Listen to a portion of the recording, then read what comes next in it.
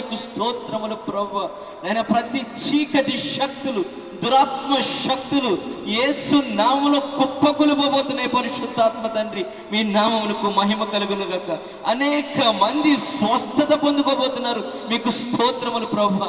నీ దాసుని నీ ఏడంతల ఆత్మతో అభిషేకించి మీరు స్పర్శించబోతున్నారు. మాధవ మమ్మల్ని అందరినీ ప్రభువా మీరు దర్శించబోతున్నారు ప్రభువా.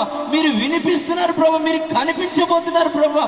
మీ తాకిడి మేము అనుభవించబోతున్నాం. పరిశుద్ధాత్మ తండ్రి, నీ ఆత్మ సంచారములో మా ప్రాణాత్మ దేహములు మీ ఆత్మ ఆధీనములో ఉంచుకోమని, నీ దాసుని ప్రాణాత్మ దేహ శరీరము నీ స్వాధీనములో ఉంచుకోమని, పరలోకములో స్థిరపరచబడిన మాట నీ దాసుని నోట గుండా వచ్చునుగాక. పరలోక తండ్రి, మీకు స్తోత్రము చెల్లిస్తున్నాను తండ్రి, మీకు స్తోత్రము చెల్లిస్తున్నాను తండ్రి.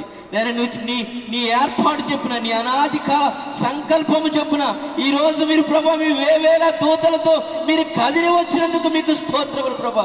అగ్నిస్తంభమై మేఘస్తంభమై మీరు ఇక్కడ కదలబోతున్నందుకు మీకు స్తోత్రములు చెల్లిస్తున్నాను తండ్రి. నేను ఈ గ్రౌండ్ చుట్టూ నీ అగ్ని కంచిని, దేవదూతల కంచిని, రక్త కంచి వేస్తున్న పరిశుద్ధాత్మ తండ్రి, విత్తబడుతున్న ప్రతి మాట హృదయాంతరాల్లోకి చొచ్చుకొని పోవునుగాక. పరిశుద్ధాత్మ మీరే నీ దాసుని ద్వారా మహిమ పొందుకోమని, నీ దాసుని నిలబెట్టుకొని మీరే స్వస్థతలు జరిగించుకోమని, అద్భుతాలు జరిగించుకోమని, ఆశ్చర్యకార్యాలు జరిగించుకోమని, రక్షణ కార్యము జరిగించుకోమని, రాకడకు సిద్ధపరచమని, నీ స్వరూపంలోకి సంఘాన్ని మార్చుకుని నీ చిత్తానుసారంగా సమస్తము జరిగించుకోమని, మహిమ ఘనత ప్రభావములు మీరు మాత్రమే పొందుకోమని, మహిమ మీకే చెల్లిస్తూ యేసుక్రీస్తు పరిశుద్ధ నామములో ప్రార్థిస్తున్నాను తండ్రి. ఆమేన్. దయచేసి అందరూ కూర్చోండి. దేవుడు ఈ 3వ దినాన్ని ఈ దేవుడు చూపించిన దర్శన రీతిగా చూపించినట్టుగా, ఆత్మలో నన్ను తీసుకొచ్చి ఇక్కడ చూపించిన రీతిగా ఈ ప్రాంతంలో 3వ దినాన్ని గడపడానికి వాతావరణాన్ని ఆయన ఆధీనంలో ఉంచుకున్నందుకు దేవుని మహిమపరుద్దాం గట్టిగా. హల్లెలూయా, హల్లెలూయా, హల్లెలూయా. మీకు అలవాటేమో 9:30కి 10:30కి రావడం అలవాటు, మంచి అలవాటు కాదు. అందరూ 7 గంటలకే గ్రౌండ్కి రావాలి. ఇక నుంచి సేవకులు మన మధ్యనున్నారు.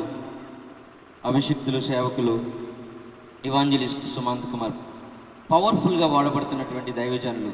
నార్త్ ఇండియాలో బహుబలంగా దేవుడు, పరిశుద్ధాత్మ దేవుడు సేవకుని వాడుకుంటూ ఉన్నారు. రాష్ట్రంలోనూ, తెలంగాణ, ఆంధ్ర రాష్ట్రంలో కూడా బహుబలంగా వాడుకుంటూ ఉన్నారు. 17 సంవత్సరాల వయసు నుంచే సేవ చేస్తున్నటువంటి సేవకులు 420 రోజులు ఉపవాసముతో కన్నీటితో ఉండి అనేక ప్రత్యక్షతలు ప్రభువు నుంచి పొందుకుని అభిషేకమును పొందుకున్నటువంటి సేవకులు. నేను పిలవగానే ఆయన అన్న వెంటనే నేను అన్న ఇట్లా ఈ డేట్లో రావాలనంటే ఓకే తమ్ముడు అని చెప్పేశారు. అంత బిజీగా ఉండి దైవజనులు మన ఈ చిన్న గ్రామంలోకి రావడానికి దేవుడు కృప చూపించినందుకు దేవుని మహిమపరుస్తున్నారు. హల్లెలూయా, హల్లెలూయా. ఇప్పటికే చాలా సమయం అయిపోయింది. దైవదాసులకి నేను మైక్ ఆఫ్ చెప్తున్నాను. అందరూ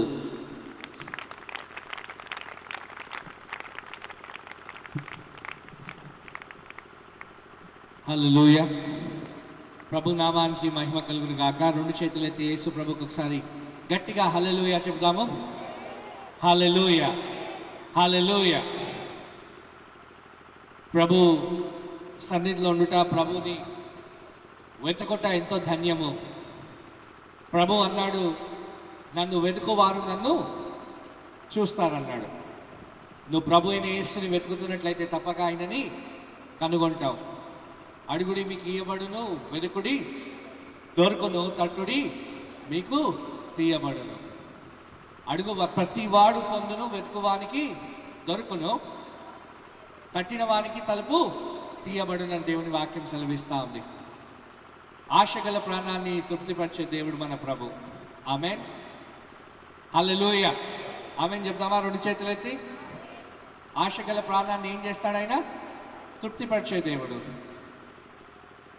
2000 సంవత్సరాల కిందటనే ఆయన శరీరంలో మన వ్యసనములను, మన బాధలను, మన శాపమును ఆయన భరించి మనము సమృద్ధి అయిన జీవాన్ని అనుభవించాలి, ఆయన సమాధానముతో, ఆరోగ్యముతో ఆయన సన్నిధిలో ముందుకు సాగిపోవాలి అని ప్రభు మన స్థానాన్ని 2000 సంవత్సరాల కిందట సిలువలో తీసుకొని మనం మరణించాల్సిన చోటు ఆయన మరణించి మన వ్యాధులను, బాధలను, ఇరుకులను, ఇబ్బందులనన్నీ ఆయన తన మీద వేసుకొని గాయపరచబడి సమాధి చేయబడి తిరిగి లేచి ఆయన యందు విశ్వాసం ఉంచి వారందరికీ నిత్య జీవాన్ని ప్రసాదిస్తాననే గొప్ప వాగ్దానాన్ని ప్రభు చేసినారు.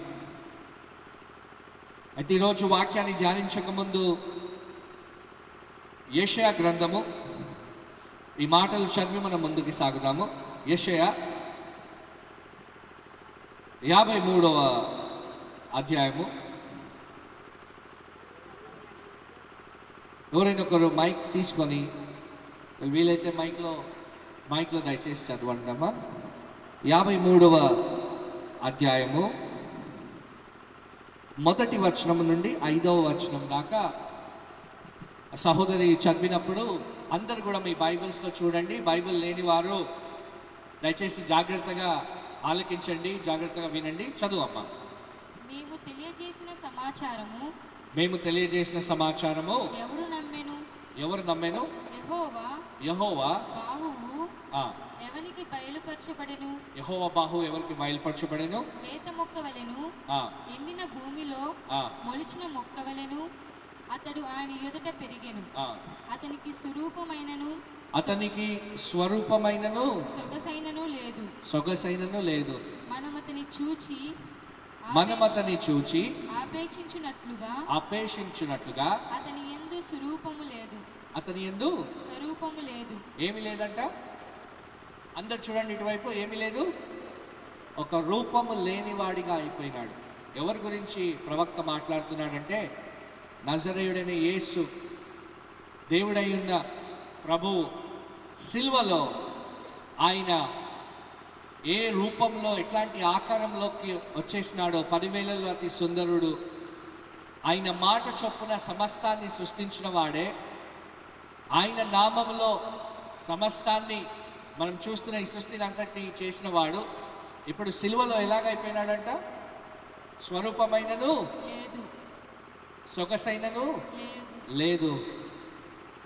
స్వరూపము లేనివాడిగా అయిపోయినాడు ఆయన.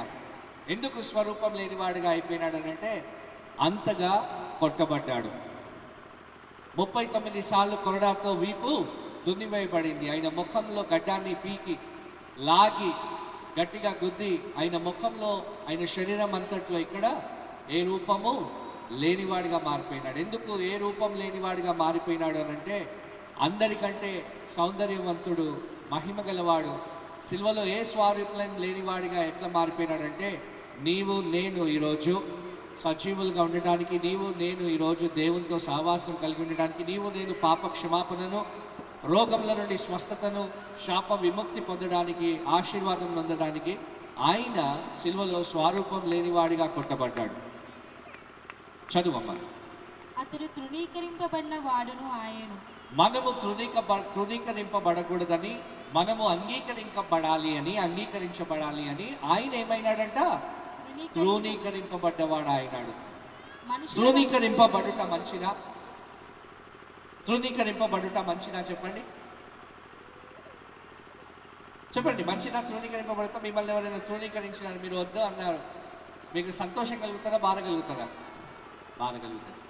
అయితే యేసుక్రీస్తు ప్రభు తృణీకరింపబడ్డాడు. ఎందుకు తృణీకరింపబడ్డాడు అని అంటే నీవు నేను తండ్రి ద్వారా అంగీకరింపబడడానికి. చేతులెత్తి ఒకసారి గట్టిగా హల్లెలూయా చెప్తామా కదా? ఈరోజు ఈ రకంగా కూడికలో ఎంతో సంతోషంగా వచ్చి కూర్చున్నాము. కానీ ఇక కూడిక జరగడానికి, ఈరోజు మీకు వాక్యం వినపడడానికి, వాక్యం వినిపించడానికి ప్రభు ఏర్పరచుకొని 2000 సంవత్సరాల కిందట ఆయన సిలువ మీద ఎంత శ్రమ పడ్డాడో ఆ శ్రమను బట్టే ఈరోజు మనం అందరం ఇంత హాయిగా కూర్చొని ఆయన వాక్యాన్ని వినగలుగుతున్నాం. యేసుక్రీస్తు ప్రభు సిలువలో ఎంత శ్రమ పడ్డాడో నువ్వు గ్రహించిన రోజే, నువ్వు గ్రహించిన ఆ క్షణమే నువ్వు ఎంత విలువైన వాడివో నువ్వు తెలుసుకుంటావు. నిన్ను ప్రభు ఎంత ప్రేమిస్తున్నాడో నువ్వు గ్రహిస్తావు. నీ కొరకు ఆయన చెల్లించిన వెల ఎంత గొప్పదో నీకు అర్థమవుతుంది. చదువమ్మా. ఆయన తృణీకరింపబడ్డవాడు ఆయను, మనుషుల వలన విసర్జింపబడిన వాడును. ఏమైనాడు? మనుషులందరూ ఆయనను విసర్జించినారు. వ్యసనాక్రాంతుడు గాను వ్యసనాక్రాంతుడుగాను, వ్యాధిని అనుభవించువాడుగాను. ఎందుకు వ్యాధిని అనుభవించేవాడిగా అయినాడు? ఆరోగ్యవంతుడు, అనేకులను బాగు చేసిన వాడు, చనిపోయిన వారిని సహితం లేపినవాడు, ఆయన సిలువలో దెబ్బలతో కొట్టబడి ఒక మాంసం ముద్దగా మారి వ్యాధిని అనుభవించిన వాడైనాడు. నీ వ్యాధిని ఆయన తీసుకున్నాడు. చదువమ్మా. మనుషులు చూడనొల్లని వాడుగాను ఉండే. మనుష్యుడు చూడనొల్లని వాడిగా అయిపోయినాడు. ఎందుకు చూడనొల్లని వాడిగా అయిపోయినాడు? ఒక ప్రవక్త అంటాడు, ఆయన శరీరం అంతా ఒక మాంసపు ముద్దగా మారిపోయిందంట. మనం ఫోటోల్లో చూసినట్టుగా లేడు యేసు ప్రభు. ఏదో చేతుల నుండి కొంచెం, పక్కల నుండి, కాళ్ళలో నుండి, ముఖం పైన కొంచెం రక్తం లేదు. నడినెత్తి నుండి అరికాలు వరకు కొట్టబడి ఒక మాంసపు ముద్దగా, చర్మం లేని వాడిగా, మనుషులు చూడనొల్లని వాడిగా అయిపోయినాడు సిలువలో. ఎందుకు మనుషుడు చూడలేని వాడిగా సిలువలో ఆయన అయిపోయినాడు అంటే, నిన్ను నన్ను ఆ భయంకరమైన నరకాగ్ని నుండి రక్షించడానికి, భయంకరమైన నిత్య నరకం నుండి మనని విడిపించడానికి, సాతాను హస్తాల్లో నుండి మనని బయటికి తీసుకురావడానికి, దేవుని ఉగ్రత మన మీదకి రాకుండా దేవుని ఉగ్రతను ఆయన తీసుకొని ఒక మాంసపు ముద్దగా మారి మనుష్యులు చూడనొల్లని వాడిగా అయిపోయినాడు. చదువమ్మా. అతడు తృణీకరింపబడిన వాడు గనుక మనము అతనిని ఎన్నిక చేయకపోతిమి. ఆయన తృణీకరింపబడినవాడు కనుక ప్రజలు ఆయనని ఎన్నిక చేయలేదు. ప్రజలు చూసినారు, ఈయనేంటి దేవుడైతే ఎందుకు తృణీకరింపబడతాడు, ఇంత దీనంగా ఎలాగుంటాడు, తనని తాను రక్షించుకోవచ్చుగా. ఆయన శిలువ పైన ఉన్నప్పుడు అనేకులు హేళన చేసినాడు, దైవ కుమారుడు అయితే నిన్ను నువ్వు రక్షించుకో, మమ్మల్ని కూడా రక్షించుమని అనేకులు హేళన చేసినాడు. తృణీకరింపబడిన వాడు కనుక మనుషులు ఎవరు ఆయనను లక్ష్య పెట్టలేదు. చదువుమా. నిశ్చయముగా అతడు మన రోగములను భరించెను. ఏం చేసినాడు? మన రోగాలను ఆయన తీసుకొని ఆయన భరించినాడు. ఆ రోగాన్ని, మన వ్యసనములను వహించెను. మన వ్యసనములను వహించినాడు. అయినను మెత్తబడిన వాడిగాను దేవుని వలన బాధింపబడిన వాడిగాను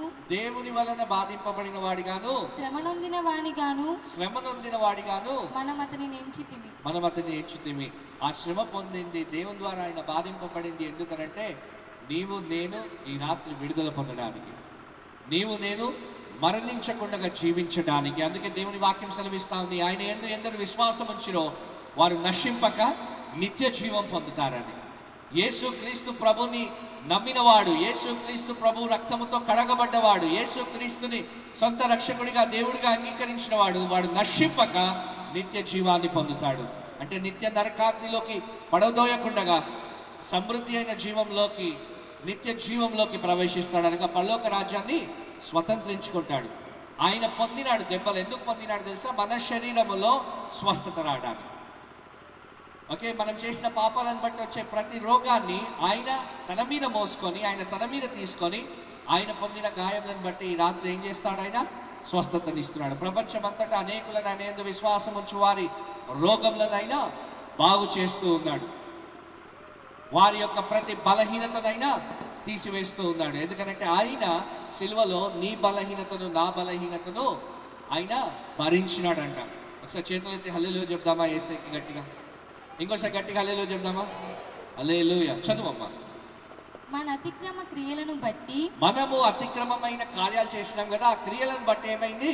అతడు గాయపరచబడెను. యేసు ప్రభు గాయపరచబడ్డాడు. ఎందుకు ఆయన గాయపరచబడ్డాడంటే మనము చేసిన అతిక్రమ క్రియలను బట్టి యేసుక్రీస్తు ప్రభు సిలువలో గాయపరచబడ్డాడు. మన దోషములను బట్టి నలగగొట్టబడ్డాడు. ఎందుకు నలగగొట్టబడ్డాడు? ఆయన మన దోషములను బట్టి. హల్లెలూయా. మనము దోషము చేస్తే ఆయన ఏం చేసినాడు? నలగొట్టబడ్డాడు. ఆయన శ్రమను అనుభవించినాడు. మనకి రావాల్సిన శిక్షను యేసుక్రీస్తు ప్రభు తీసుకున్నాడు. నలగొట్టబడ్డాడు, దెబ్బలు తిన్నాడు, తృణీకరింపబడ్డాడు. అతిక్రమం క్రియలను బట్టి ఆయన దెబ్బలు కొట్టబడ్డాడు. చదువమ్మా. మన సమాధానార్థమైన శిక్ష అతని మీద పడెను.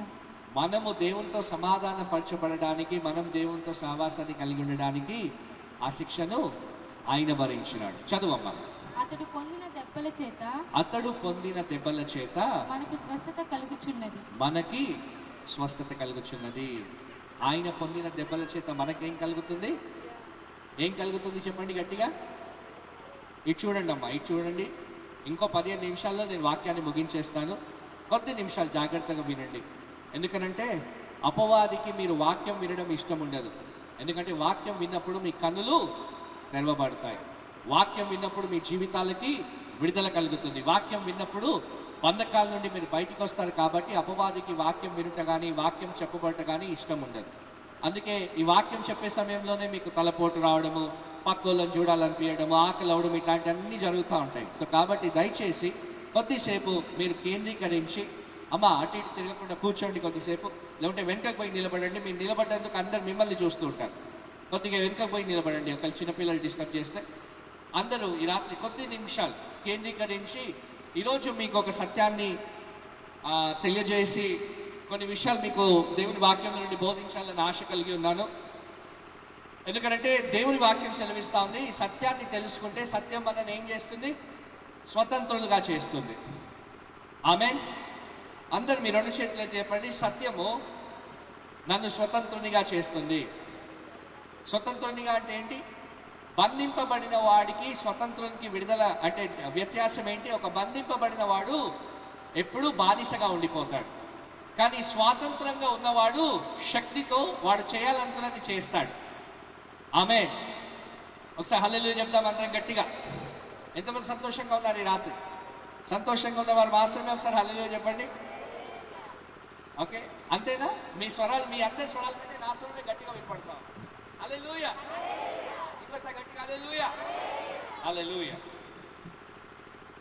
ఆయన పొందిన దెబ్బల ద్వారా మనకి స్వస్థత కలిగి ఉన్నది, స్వస్థత కలుగుతున్నది. మీ శరీరం అందు నిన్నటి రోజు నేను చెప్పినాను కదా, వ్యాధి దేవుడి ఇచ్చేది కాదు, అపవాది అయిన సాతాను పెట్టేది. అందుకే ఎప్పుడైతే యేసు ప్రభుని నమ్ముతామో, ఆయన ఎందుకు విశ్వాసిస్తామో, ఆయన గాయాల వైపు విశ్వాసం ఉంచుతామో, ఆయన గాయాలు దేని కొరకు మనం గ్రహిస్తామో, ఇకో తక్కువ గాయాలు దేని కొరకు మనం గ్రహించినప్పుడు ఏం జరుగుతుంది? మన శరీరంలో ఉన్న ప్రతి రోగం మనం విడిచి బయటికి పోతుంది. ఎందుకంటే ఆయన ఎందుకు గాయపరచబడ్డాడు? మనకి స్వస్థత రావడానికి, మనకి స్వస్థతనియడానికి యేసుక్రీస్తు ప్రభు గాయపడ్డాడు. హల్లెలూయా, హల్లెలూయా. మీ కుడి చేతి చెప్పండి, నేను బాగుండుటకు, ఇంకో తక్కువ చేయండి, హమ్మింగ్ వస్తుంది. నేను బాగుండుటకు యేసు ప్రభు గాయపరచబడ్డాడు.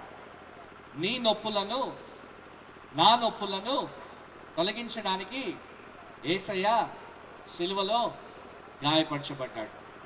హల్లెలూయా. ఆయన పొందిన గాయములను బట్టి ఏం జరుగుతుంది? మనకి స్వస్థత కలుగుతుంది. ఆయన పొందిన గాయములను బట్టి ఏం జరుగుతూ ఉంది? మనకి స్వస్థత కలుగుతూ ఉంది. ఎట్లాంటి రోగమైనా, ఎట్లాంటి వ్యాధి అయినా ఏం జరగాలి? ఆయన గాయములను బట్టి మిమ్మల్ని విడిచి వెళ్ళిపోవాలి. ఆయన ఈ రాత్రి మిమ్మల్ని స్వస్థపరుస్తాడని నమ్ముతున్నారా? ఎంతమంది నమ్ముతున్నారు? ఈ రాత్రి యేసు ప్రభు మిమ్మల్ని బాగు చేయగలుగుతాడని మీరు నమ్ముతున్నారా? నమ్మిన వారు ఒకసారి గట్టిగా హల్లెలూయా చెప్పండి. హల్లెలూయా, హల్లెలూయా. రోమీలకు రాసిన పత్రిక ఇంకో 10-15 నిమిషాలు కంటే నేను ఎక్కువ చెప్పను, జాగ్రత్త వినండి. రోమీలకు రాసిన పత్రిక 3వ అధ్యాయము 23వ వచనం. రోమీలకు రాసిన పత్రిక, ఏ భేదమును లేదు, అందరూ పాపము చేసి దేవుడు అనుగ్రహించు మహిమను పొందలేకపోతున్నారు. అందరిటి చూడండి, దేవుని వాక్యం చెప్తా ఉంది, ఏ భేదము లేదు. అమెరికా వాడైనా, ఇండియా వాడైనా, ఏ దేశస్థుడైనా, ఏ కులస్థుడైనా, మతస్థుడైనా అందరూ పాపము చేసి ఏమి పొందుకోలేకపోతున్నారంట? మైక్లో చెప్పమ్మా, ఏం పొందుకోలేకపోతున్నారు? దేవుడు అనుగ్రహించు మహిమను చదువు. ఏ భేదమును లేదు, అందరూ పాపము చేసి దేవుడు అనుగ్రహించు మహిమను పొందలేకపోతున్నారు.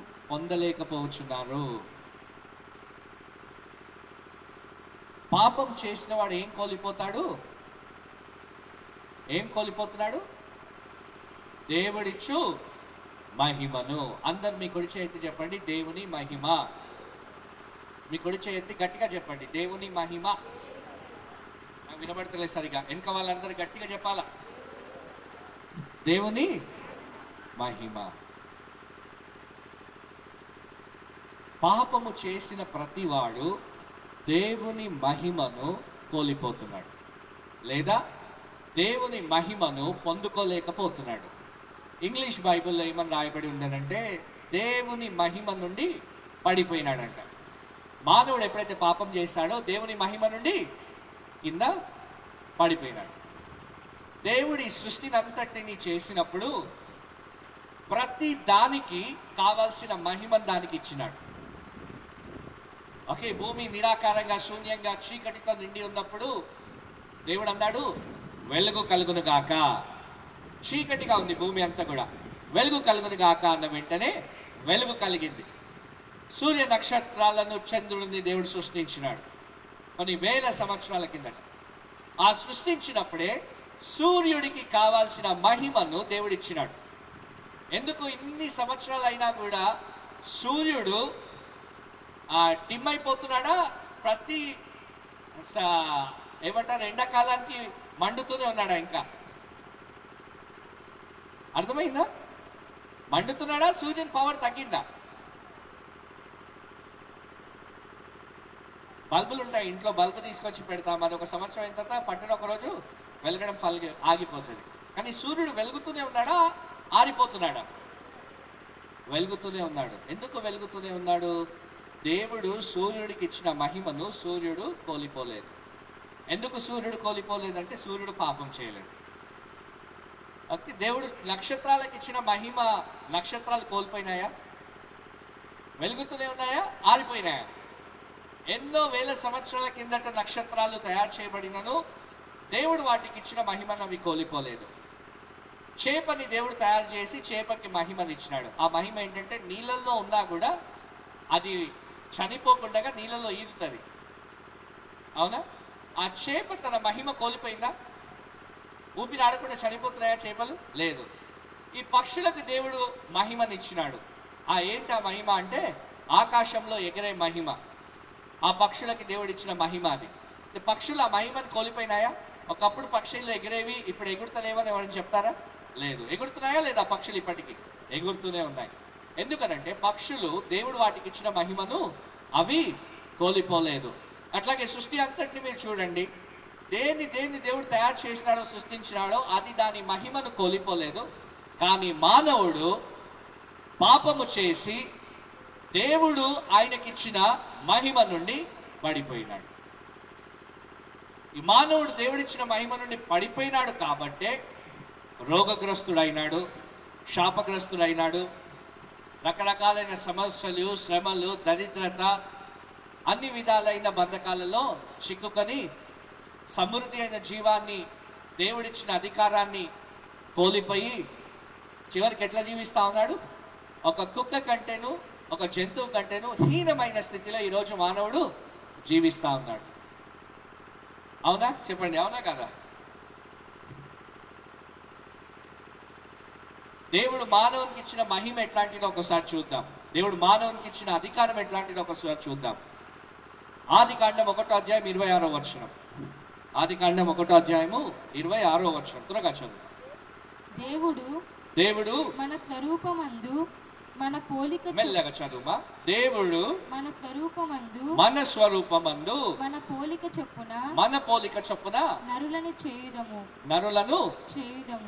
ఇక్కడ చూడండి అందరూ, దేవుడు ఈ చెట్టుని ఆయన రూపంలో ఆయన పోలికలో చేసినాడా? చెప్పాలి గట్టిగా. చేయలేదు. దేవుడు చేపలను ఆయన రూపంలో ఆయన పోలికలో చేసినాడా? సూర్యుని కానీ చంద్రుని కానీ ఆయన రూపంలో ఆయన పోలికలో చేసినాడా? లేదు, చేయలేదు. ఒకే ఒకడిని ఆయన రూపంలో ఆయన పోలికలో చేసుకున్నాడు. అది ఎవరు? నిన్ను, నన్ను, అనగా మానవుణ్ణి. ఒకసారి హల్లెలూయా చెప్దామా? 2 చేతులతో గట్టిగా హల్లెలూయా. 2 చేతులు ఎత్తి అందరూ హల్లెలూయా. దాని తర్వాత చదువుమా. వారు సముద్రపు చేపలను ఆకాశ పక్షులను పశువులను సమస్త భూమిని అందరు చెప్పండి, సమస్త భూమిని. ఎన్నుకున్నవారు చెప్పండి, సమస్త భూమిని. 2 చేతులు అయితే చెప్పండి, సమస్త భూమిని. ఏంటి మాట రావట్లేదా లేక మూగ వల్ల ఈ ఊరిలో? సమస్త భూమి అని చెప్పండి గట్టిగా. సమస్త భూమిని అంటే, సమస్త భూమిని అంటే ఏంటి? నా తెలుగు అర్థమవుతుందా? సమస్త భూమి అంటే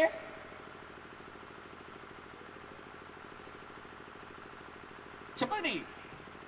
భూమి అంతటిని, సమస్త భూమిని అంటే భూమి అంతటిని ఏం చేస్తామంటే, చదువుమా. భూమి మీద ప్రాకు ప్రతి జంతువును ఏలుదురు గాకనియు పలికెను. మళ్ళా చదువు, మిస్ అయిపోయినావు నువ్వు, మళ్ళీ ఎటో దుంకేసినావు. సమస్త భూమిని అనే మాట. సమస్త భూమిని, భూమి మీద ప్రాకు ప్రతి జంతువును, సమస్త భూమిని, భూమి మీద ప్రాకు ప్రతి జంతువును ఏలుదురు గాకనియు పలికెను. ఏలుదురు అంత చెప్పండి. ఏమన్నాడు? ఏలుదురు గాక అన్నాడు. ఏలుదురు అంటే ఏంటి? ఏలుదురు అన్న మాటకు అర్థం ఏంటి? లోబడి ఉంటారు అని అర్థమా? ఏలుదురు అంటే లోబడమా, లోబర్చుకోవడమా? గట్టి చెప్పాలా? లోబర్చుకోవడము. దేవుడైన యెహోవా మానవుని ఆయన రూపంలో ఆయన పోలికలో సృష్టించి ఈ భూమిని అంతటిని ఏం చేయమంటున్నాడు? ఏలుమంటున్నాడు. అంటే పక్షులను, భూమిపైన పాకేదాన్ని, జంతువులను, చేపలను, భూమిని, సమస్త భూమిని ఏలడానికి దేవుడు మానవునికి అధికారం ఇచ్చి మానవునికి ఆ మహిమనిచ్చినప్పుడు మానవుడు అన్నిటినీ ఏలడము పక్క పెట్టేసి పండు తినొద్దన్న పండు తిని దేవుడిచ్చిన మహిమ నుండి పడిపోయినాడు. అందుకే ఏం జరుగుతా ఉంది? భూమి మానవుని ఏల్తా ఉంది. అసలు మానవుడు ఎందుకు తయారు చేయబడ్డాడు? మానవునికి దేవుడు ఇచ్చిన మహిమ ఎట్లాంటిది? మానవుడు భూమిని ఏలాలి. దేవుని రూపంలో, దేవునిలో స్వరూపంలో చేయబడ్డ మానవుడు